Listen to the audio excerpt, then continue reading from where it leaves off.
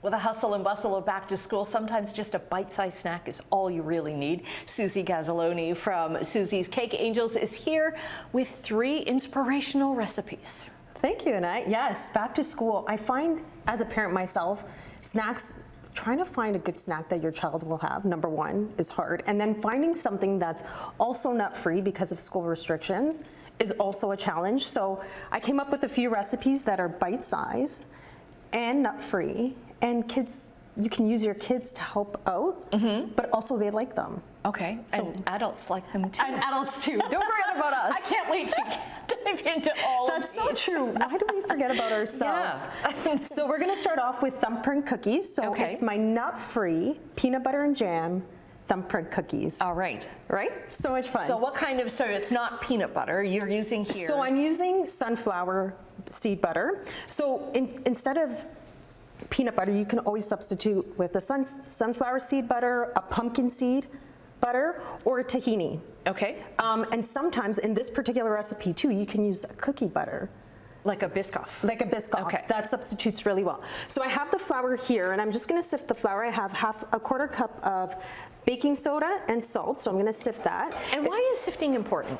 Sifting adds to that softness of the cookie. So it aerates the flour, breaks up all the clumps, and that way when you're mixing it into your batter, it creates the softness. Okay. So I just sifted that. If you want to do the mixing. Okay. So we have some whipped butter already, the sunflower seed butter, and brown sugar. Okay. So brown sugar is a great addition because it adds that caramel taste to it, a little bit of sweetness, and again contributes to the fluffiness of the cookie.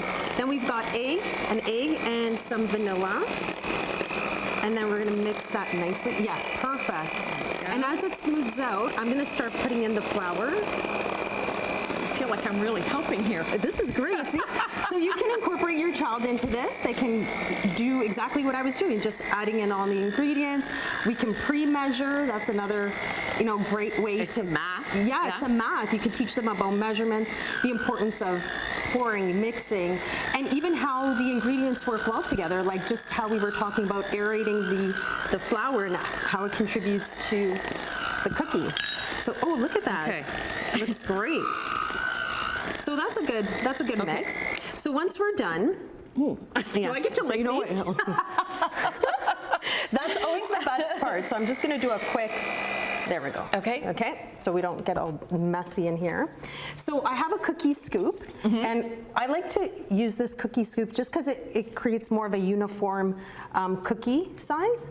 So if you, actually, I'll get you to scoop some. Okay, I'll scoop some. And while I'm doing that, I'm going to ask you, why did you whip the butter? Is that another thing? Yes, whipping the butter just so it's nice and smooth, and you want a smoother texture, right? Because that helps incorporate all the ingredients together. And again, it doesn't create like a chunky cookie, you want that. I'm not used to I love this. that. No, this is great. So for the thumbprint, you can use the back of a spoon, right? And you can do that.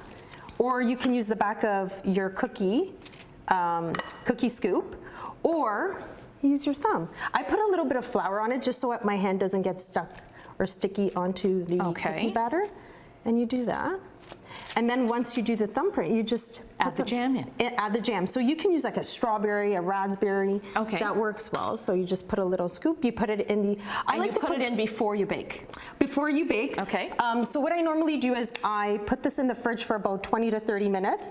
Take it out, put it in the oven for 350 for about 10 minutes. And then once they're out, I let them cool. And if I want to add a little bit more jam, then I can do it. Yeah. Okay. We've got about a minute left. Sure. So this is the pumpkin seed butter I was asking. So what is that and why is it green? It's so good. But pumpkin seeds are green. Pumpkin seeds are great nutritional value too. Then you have some oats, and I have some rolled oats. Now, rolled oats are a little bit more chewy, so you can always add a. Yeah, you just start mixing really that. Thick. You can add the quick oats, and that's a little more soft. So if you do half and half, that works really well. I'm gonna add the salt, and then I have some maple syrup here. Okay. If you don't have maple syrup, you can always add honey. Make sure you don't skip out on this ingredient because it's what holds everything together. Exactly, it binds the entire recipe together. And as you're doing that, I'm gonna mix in some chocolate chips because you know what, if you're gonna do good treats, you always have to have chocolate chips. Why wouldn't you have chocolate? No, so so that's the finished product there. Perfect. So we've Right? got about 30 seconds left. Then you also have. I have some mini banana bread muffins. Oh, very good. Right? Extra bananas in the house. What do? I know kids are big on banana bread. You throw in a few chocolate chips. Not a few, a lot. Okay, we'll Let's get the do a lot. recipes then up on our website, yeah. chch.com/morninglive. Gonna work out my arms. Oh my God, this is great. Yeah. Keep mixing, this is great. And then you just scoop them. Now, is